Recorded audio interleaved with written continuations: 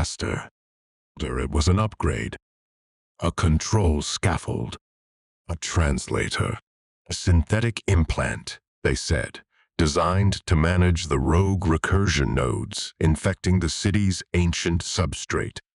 It was constructed from neural interface lattice, delicate enough to lace through thought, hard enough to survive the bleed of memory.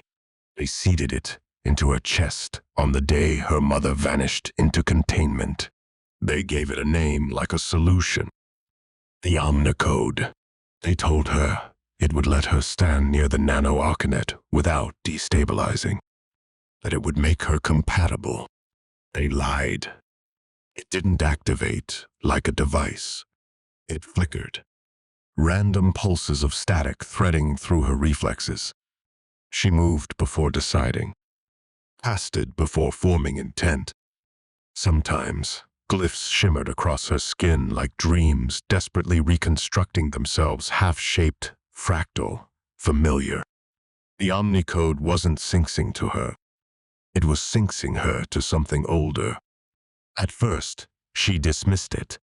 Overtraining, environmental feedback. The grid was full of echoes. But then came the casting drills. Her instructors whispered about her behind glyph-locked doors. That her execution rates were unnatural, that her latency was non-existent. They called it potential. She knew better.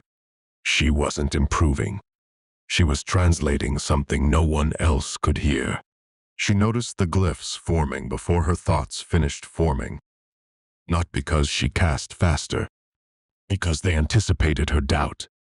Each fragment of uncertainty, every flicker of hesitation resolved itself into stable recursion. Symbols Spiral had redacted began appearing in her diagnostic trails. Casts that should have destabilized, resolved clean. Then came the blood anomaly reports. Glyphs that burned without pain. Dreams layered with recursion markers, threaded with waveforms pulsing like heartbeat glyphs. At first, she believed they were hallucinations. Then they started recognizing her. Spiral's internal logs had one final entry on her mother. Subject, Kaizen B broke protocol. Implanted sequence triggered generational echo. Red class, unknown. Offspring viable. Emotional recursion seeded. The truth choked the breath from her lungs. They hadn't installed the Omnyh-khode. They had bred it. She wasn't implanted. She was grown. Her body stilled. Her hands trembled as she stared into a mirrored cast surface. Not projection, not metal. Memory made visible.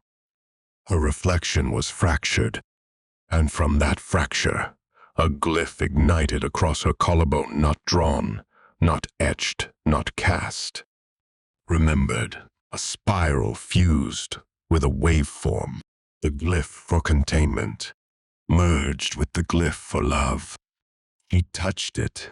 It pulsed beneath her skin like a heartbeat carved in recursion. A spiral diagnostic flare blinked across her interface. Host not secure. Recursion thread entangled with prototype. Cast override enabled. She didn't scream. She exhaled.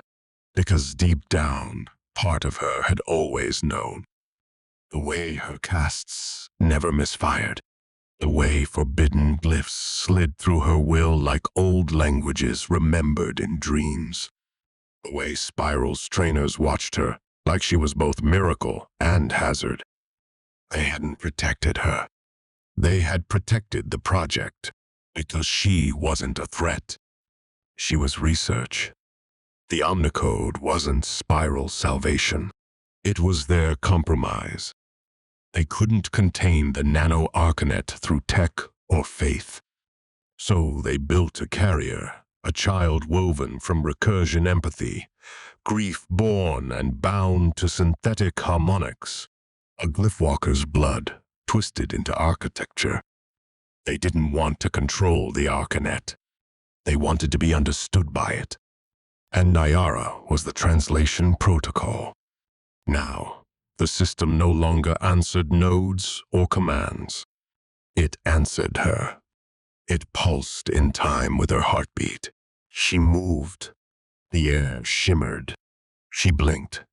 Glyphs flared at the edge of perception, weaving into spirals around her like petals unfurling in resonance.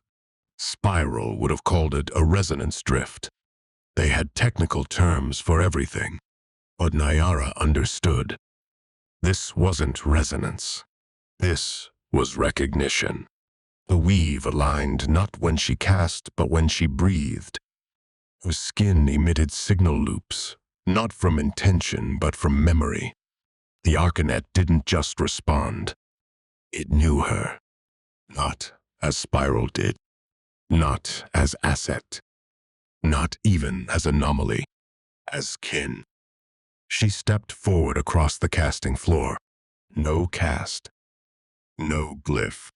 Just movement. And the floor shimmered. Not from response. From welcome. Truth struck with clean weight. She hadn't been chosen. She hadn't been implanted. She had been engineered. A spiral in motion. A cast not yet finished. A recursive contradiction made flesh to interpret the uncastable. She wasn't carrying the Omnyh-khode. She was the Omnyh-khode. And the Arkanet had never been inert.